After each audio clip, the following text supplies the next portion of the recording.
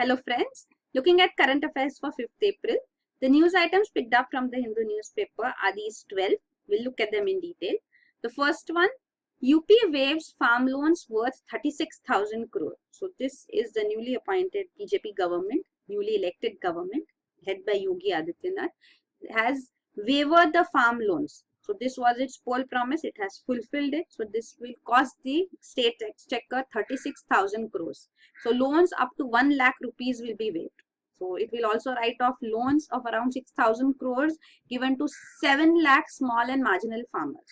So these have turned into non-performing assets. So these have also been waived off. So total 86 lakh small and marginal farmers in the state who have taken loans up to 31st March 2016 would be benefited under this. So it has also said that farmers having up to 5 acres of land will be counted as small farmers and up to 2.5 acres as marginalized farmers. So this is the actually definition approximately for small and marginal farmers as well. So this is also there because banks have to give priority sector lending. So small and marginalized farmers terms are defined. So you should know about them. So this is in terms of acres, and then another is hectares. So what is the relation between the two? You should know about that too. We'll see that. Plus one more thing which the state government of UP has announced is that it will have new 5,000 centers for wheat procurement established, and they will also purchase wheat at rupees 10 more than the MSP per quintal. So this is minimum support price. So this has also been announced. So this is for agricultural development, farmer suicides, farm loan. This has become an important issue because even we know the Supreme Court is looking into the matter. So that is why you should know about this thing. So now what is small farmers, marginalized farmers, what is acres? So there's another term called hectare. So 1 hectare is approximately, you can see 2.47 acres. So this you can, if you take approximately 2.5 acres, so that's what it is. Marginalized farmers is around 1 hectare. They have land up to 1 hectare, and small farmers are having land between 1 to 2 hectares. So those are small farmers. So that is up to 5 acres. So this is actually the definition too. You can see this given here: marginal farmers up to 1 hectare, 1 to 2 is small farmers. And above 10 hectares are considered as big farmers. And what is 1 hectare too in terms of meter square? You can see 1 hectare is 10,000 meters square. So that is also shown here. So you can see this is regarding the farmers' suicides and the issue. So this is haunting states like Maharashtra, Telangana, Karnataka, Punjab, even UP. So there is outstanding loans which the farmers have. The debts are rising because they're not able to repay the old loans, and they are liable to, they want to have more loans taken. So that rising debt on them is a burden. The low crop yield presently, even because of climate change, irrigation facilities not being available, crop yield is low. Poor procurement rates of crops means the prices which they get of the crops is poor, and successive crop failures. So we see climate change, drought conditions, rainfalls being erratic, crops fail. Even pest attacks do take place too. So that is a problem. So these are the reasons for suicides. In all these states, major crops grown, at least in these states, are cash crops, mainly cotton and sugarcane. So they require huge amount of input, financial input. They require irrigation as well. Plus, even for cotton, when BT cotton is sown, then seeds also have to, high yielding seeds are also to be brought. So purchasing them, that all includes costs. And money lenders, they don't go to the formal banking system too. When they go to money lenders, then they are giving loans to the farmers, but interest rates are very high, between 24% to 50%. So then of course the debt trap they get entangled in that, and farmers' suicides occur. Then this image again shows you the relation between acre and hectares. So you can see 1 hectare, 1 acre is this much, 200 by 200 feet, and in feet 1 acre is this much, and 1 hectare is 300 by 300 feet. So this in terms of feet also you can define it. You can define it in terms of meter square also, and the relation between acre and hectare as we saw, that also holds. Then the next news item is Dalai Lama's Arunachal visit purely religious, Rijiju. So China has stepped up its protest because Dalai Lama is visiting Arunachal Pradesh. Now the problem that China has is basically because of the boundary which has been set between India and China. So that has been set by the Britishers. That was under the McMahon Commission. So the McMahon line is what defines India-China boundary here in Tibet region, which China does not accept. It says it was unilaterally decided by Britishers. Tibet is part of China, and Chinese government as such was not taken into consideration. Their viewpoint was not taken into consideration then. So the dispute as such prevails. We are having closed doors talks on the boundary dispute with China. That is still going on. And the Dalai Lama visit to Arunachal presently, the Chinese are protesting against it strongly. They are saying it would affect the bilateral relations between the two countries. But such visits have taken place earlier too. Has visited earlier 6 times, you can see, from 1983 to 2009. In 2009 too, similarly, China had protested. And again, India is clearly saying that this is only a religious visit. There is no political angle to it. So he's not, China calls him a separatist leader from Tibet, but then India does not consider him so. So that is what is being emphasized, that it's only a religious visit. He is also going to consecrate a Gompa, which is a Buddhist place of learning in Arunachal Pradesh. The next is biennial Thakurani Jatra festival gets underway. So this is the festival in Behrampur in Orissa. So this is a festival. This goddess Buddhi Thakurani is considered as the family member of Desi Behera, which is a Dera community leader. So Dera community from Orissa, they are the weaver clan who have been weaving silk, and Behrampur has become famous as a city due to this community, Deras. So having this culture perspective to this silk city perspective, you should know about it. So biennial festival means it is held once in 2 years. Then next is confusion reigns on CAG audit on GST data. So we are expecting that GST bills would be passed by the central legislature and the state legislatures too, and the GST would come into effect from 1st of July. So as GST is expected to come into effect, there is a requirement for GST network to be in place too. Plus now CAG, when will CAG audit take place on GST data is a question being raised. So there's confusion on this aspect. So this GST network, what is this? Is a network. So it's a nationwide electronic backbone of the GST taxation regime. So goods and services tax, that is one single regime for taxation. So means all states and the central level tax, union territory, everybody falls under this one category, one taxation system. So it all has to be, and it's a value added tax basically, means on value addition taxation is done. So entire linkage is there through the line of production as such, means for example cotton becoming cloth, becoming a shirt. So the entire line would, at every stage of manufacturing, it would be taxed. So it's only on the value addition. So there is a complete link. So that for that, what is required is an electronic system in which all this data is input and a clear linkage is fixed.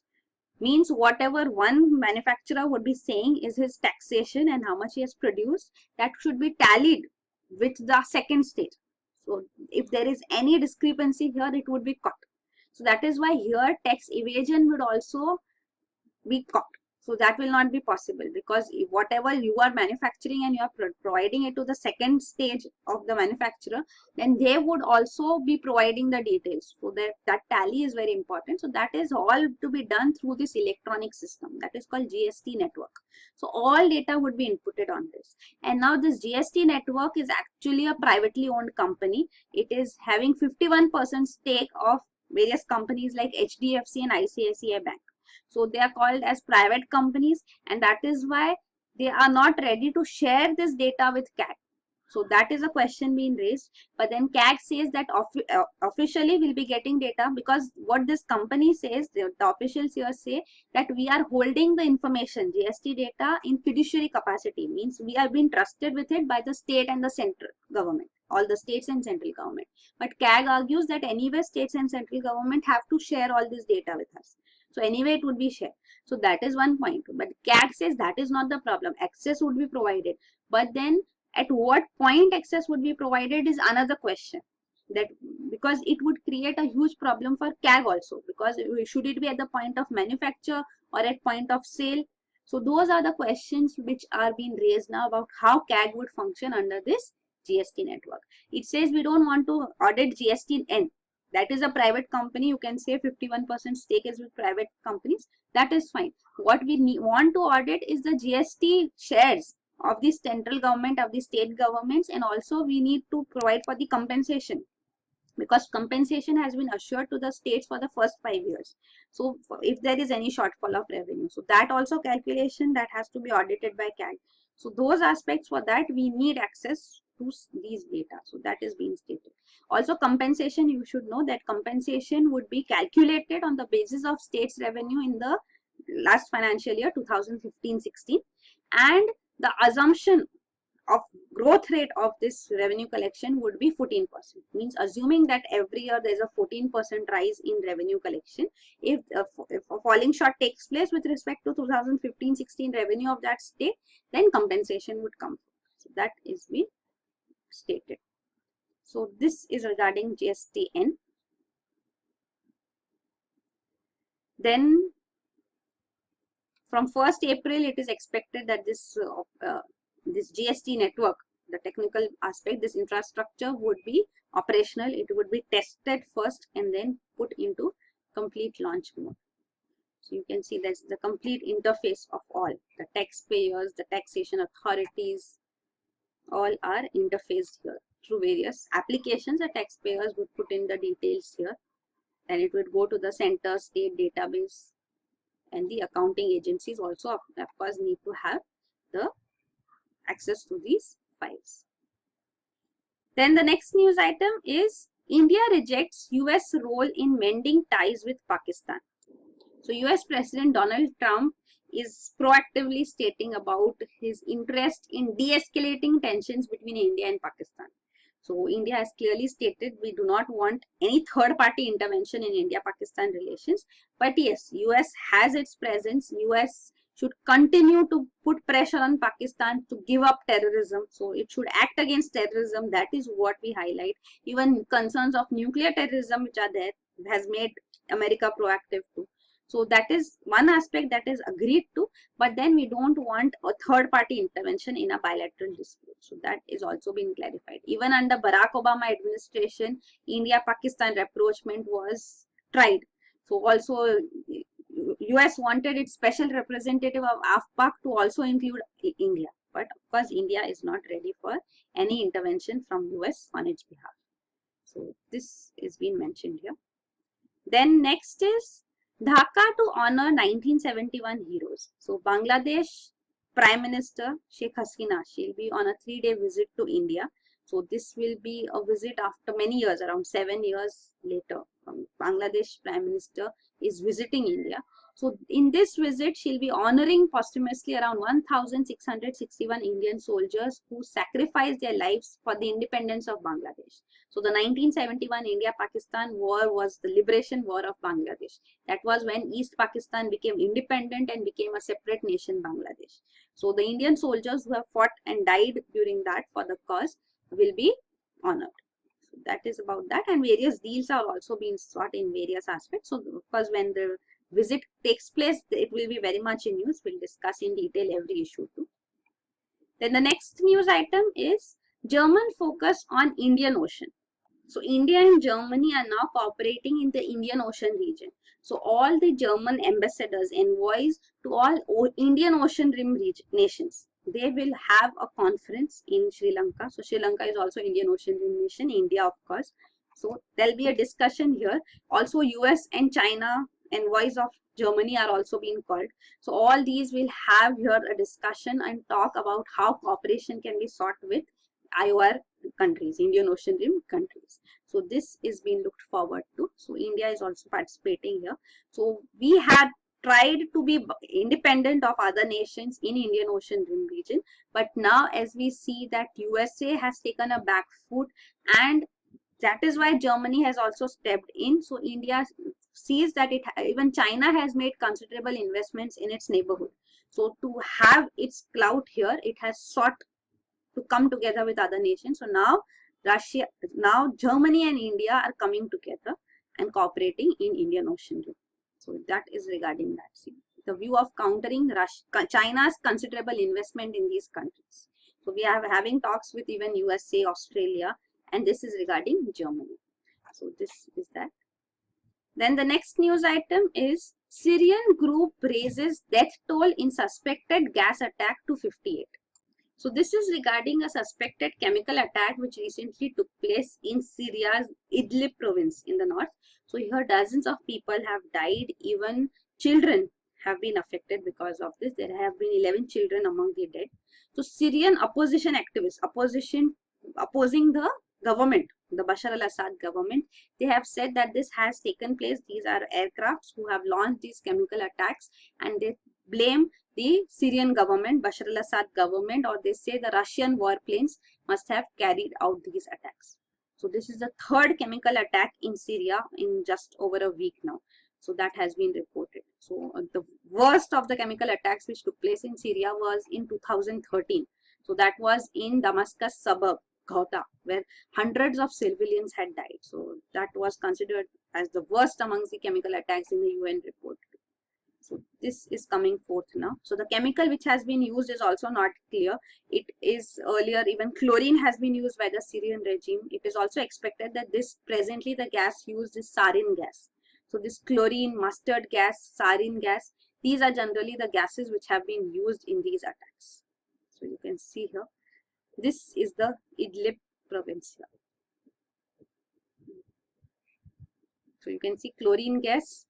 It destroys respiratory organs, causes asphyxia, you can't breathe, cancer. And mustard gas, this has been used by IS group. So even Islamic State has used chemical attacks in Syria earlier. So this is dispersed as aerosol. So this settles everywhere. It causes temporary blindness, pulmonary edemas, swellings, burns, hemorrhages. So these are the gases used. Prominent chemical attacks over the years, you can see the First World War was when chlorine gas was used. Then in 1918, chlorine, phosgene and mustard gas was used during 1918. These were during the World Wars. So German troops had used this chlorine gas. Then Syria has seen this use in 2013, as we saw. And earlier, two sarin gas attack had taken place in Japan. So this was also there in 1994-95. The sarin gas, you can see, it's toxic in liquid or gas form. It was developed by Nazi scientists in 1938. So post the First World War, during Second World War. So during means before that. So this can be delivered in bombs, missiles, rockets or artillery shells. It's colorless and odorless, but it paralyzes the muscles around the lungs. So that is the sarin gas here. Even it is banned in international law, chemical weapons cannot be used. So there's a chemical weapons convention too. You can see 1993, it has banned the development, production, storage, trade and use of chemical weapons. So it's completely banned. So this is regarding various conventions, also treaties on chemical weapons. Chemical Weapons Convention also won the Nobel Peace Prize in 2013. Also in 2013, it made Syria agree that it has chemical weapons and take steps to destroy it. So, but then you can still see, of course, present case too, Syrian government says it denies. It says we have no role in this chemical attack which has taken place. But the opposition, Syrian opposition says the government is involved. So there's no clarity on that too. But yes, chemical attacks are taking place. The next news item is NASSCOM sees little impact of H1B norms. So this is regarding NASSCOM, the software lobby from India. It says that the US's modified policy visa regime on H1B visa, in which it has increased the salary which is to be there for H1B visa acquirers. This will not affect India adversely because anyway India is calling for higher level professionals only on H1B visa. Even the IT companies as such have started sourcing their skills professionals from these overseas subsidiaries too. So anyway, its dependence on H1B visa, it is trying to reduce. So of course, it is leading to a higher cost, but then it is compensated from the customers. So this is from the clients. So it also states that more than 60% of Indian IT industry's export revenue comes from only USA. So USA's role is very, very important in this aspect. And also USA needs these STEM professionals. STEM is science, technology, engineering and mathematics. So the STEM professionals as such are at a lag in USA. So there's a demand for STEM professionals. That is why it has this H1B visa policy, and that is why Indian professionals also come up and work there. So it is on both the sides. The requirement is on both the sides. So that is what it is clarifying. The next news item is Brexit's shadow. India vows to deepen ties. So Indian Finance Minister and UK Finance Minister, Chancellor of the Exchequer had this meeting in which they discussed the post-Brexit scenario, as Article 50 has been triggered by Britain now to exit from EU. So how would the two nations' relations be are being discussed. They have said that they are committed to strengthening economic cooperation and collaborating on cross-border tax evasion and avoidance. Both tax evasion and tax avoidance. We discussed this yesterday in terms of GAR. So you should know what is the difference between tax evasion and tax avoidance. And as I said, this GAR is not something which India has brought in force, but it is also there in internationally in news. So even OECD, G20, you can see, has given this idea of base erosion and profit sharing. So this is also that base erosion and how profit sharing takes place by these multinational companies trying to avoid taxes, not evade but avoid taxes. So that is also not what these internationally nations want, developed nations want. So this is regarding that. So they have also encouraged that timely implementation of G20, OECD, BEPS also takes place. So other nations should also work on meeting their commitments. And also, as we saw for tax information too, this common reporting standards would come into effect. So automatic exchange of tax information will begin from this calendar year. So that is also been highlighted. Then other aspects which were spoken of were regarding masala bonds and green bonds. So what are these bonds also we'll see. So they welcomed NHAI, National Highway Authority of India's proposal to issue masala bonds in London. So this will take place. Already IREDA has issued green bonds in London. Masala bonds had, and also its masala bonds will be listed on London Stock Exchange now. So this has been successful. Masala bonds, they were issued first by HDFC and NTPC. So these were the first ever masala bonds issued by an Indian entity. So this is being spoken of. Also, there is another initiative taken for fast track investment promotion. So there will be a single window for UK companies that are looking to invest or expand their businesses in India. So that is also there. So what are these masala bonds? So bonds which are issued outside India, but they are denominated in Indian rupees rather than the local currency. So these are bonds in London. So masala bonds, masala term actually means Indian bonds. So masala term is used to give that flavor, Indian flavor to it. So that these are the bonds. So International Finance Corporation of World Bank Group, that had issued this bonds for the first time too in November 2014. So to increase foreign investment and infrastructure development in India. So I have named it masala bond to give this local touch to it. So these were the first ever Indian bonds which were listed on London Stock Exchange also.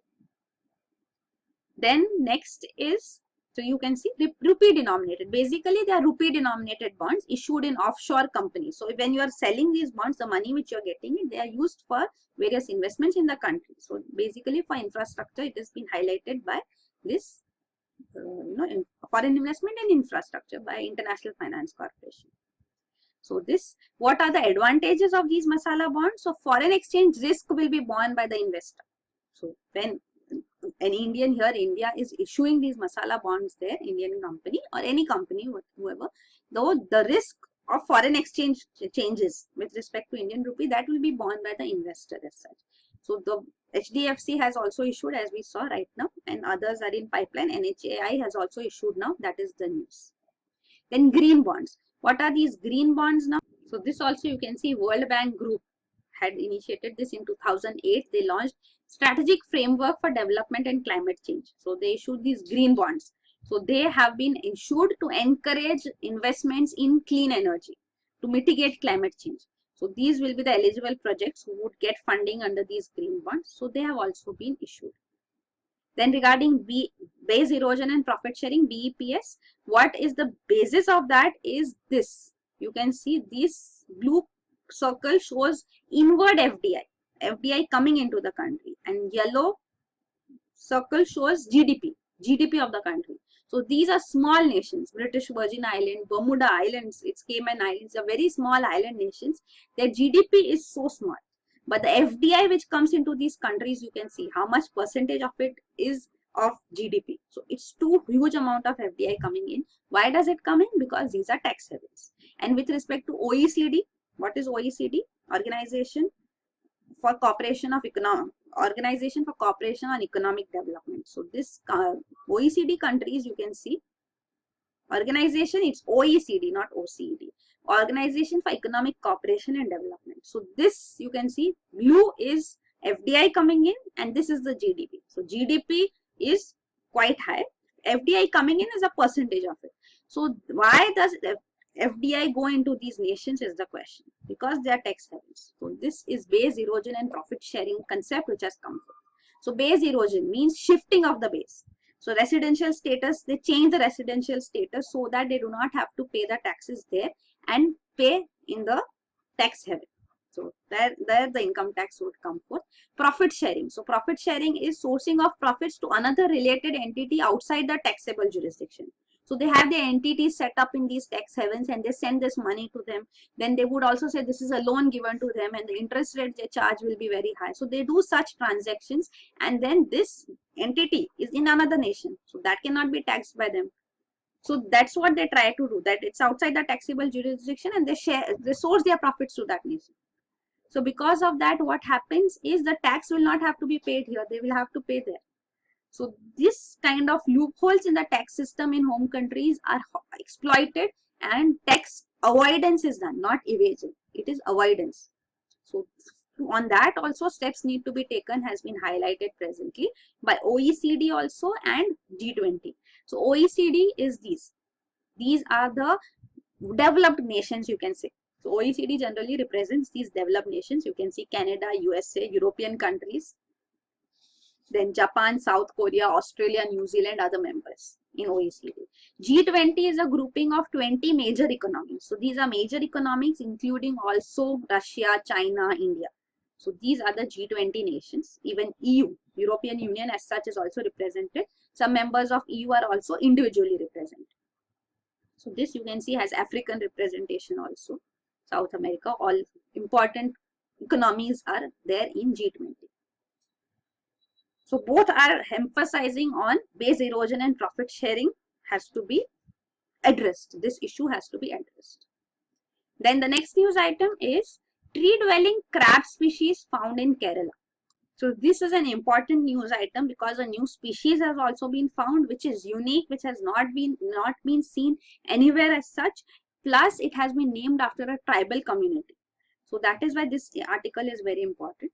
So scientists in India have discovered this new species which has long legs and it's a crab, a long-legged crab which can climb trees. So it's a tree-dwelling crab. It has been found in Western Ghats in Kerala. It has been named after this tribe, Kani tribe in Kerala. So it's called Kani Maranjandu. This is the new species of crab which has been found. So actually there is this, so arboreal means an organism which lives on trees. So it's an arboreal crab. So this is the first report of its kind, to a record of an arboreal crab as such. So that is also important. Plus the specific characteristic traits are mentioned. The structure has hard upper shell.